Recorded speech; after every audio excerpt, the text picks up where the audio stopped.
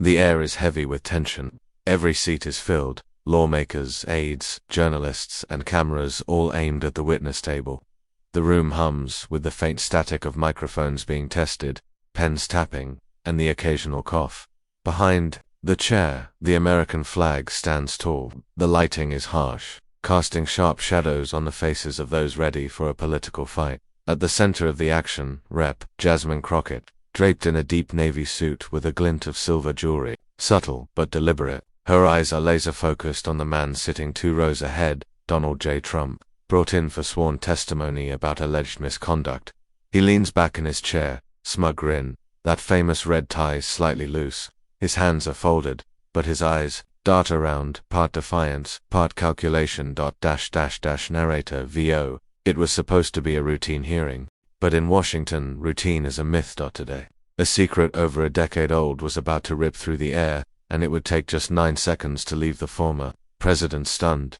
Chairman, the committee will now recognize Representative Jasmine Crockett of Texas for her allotted time. Jasmine leaning into the mic, voice calm. Thank you, Mr. Chairman. Mr. Trump, I want to skip the pleasantries. We both know the American people deserve the truth, and today they're going to get it.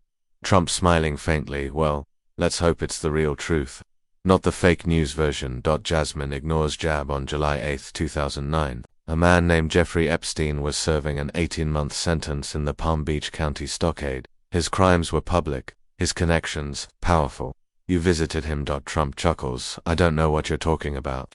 Fake story. Never happened. Jasmine slowly slides a folder across the desk toward the committee clerk. For the record, I am submitting verified visitor logs from the Palm Beach County Sheriff's Office.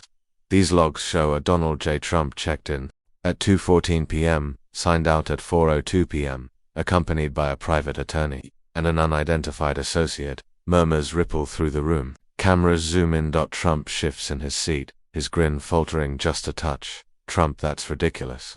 Somebody probably signed my name. Jasmine, Mr. Trump, the logs contain not only your name, but your driver's license number. And there's security footage. Trump suddenly sharp. You don't have that footage. Jasmine steady. Oh, I do. She nods to the clerk who signals a technician. The giant monitor flickers to life. Grainy footage appears. A younger Donald Trump walking through a metal detector, removing his watch, emptying his pockets. Behind him, a tall man in sunglasses. A guard signs him in.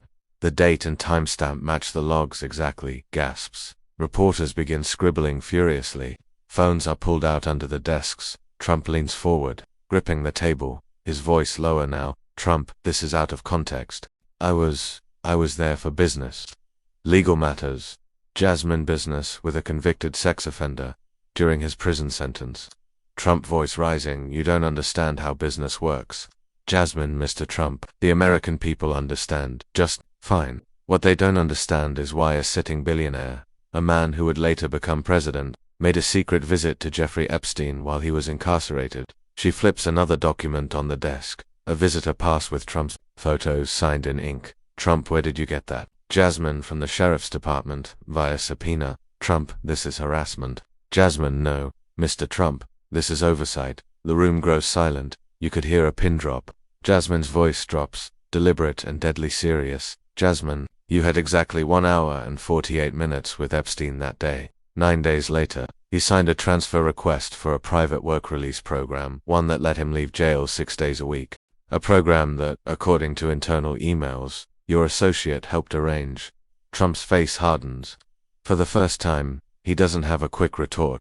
Narrator VO. And in that moment, the smirk was gone. The man who thrived on the chaos of confrontation sat frozen, eyes locked on the woman who had just detonated the truth in front of the world. Chairman, Mr. Trump, do you wish to respond? Trump, long pause. I want to speak to my attorney. 9 seconds. That's all it took for the most dominant voice in American politics to go silent. The cameras kept rolling, America kept watching, and Jasmine Crockett just leaned back in her chair. Cut to NTS, CNN studio. NIGHT clips from the hearing play on loop. Pundits dissect every gesture, every word. Pundit number 1, I've covered Trump for years. I've never seen him this rattled in public. Pundit number 2, it wasn't just the evidence, it was her delivery. She walked him right into the corner, and then shut the door. Int. Trump Tower private office. NIGHT Trump paces the room, Phone pressed to his ear, speaking in harsh whispers. Aide sit quietly, not daring to interrupt.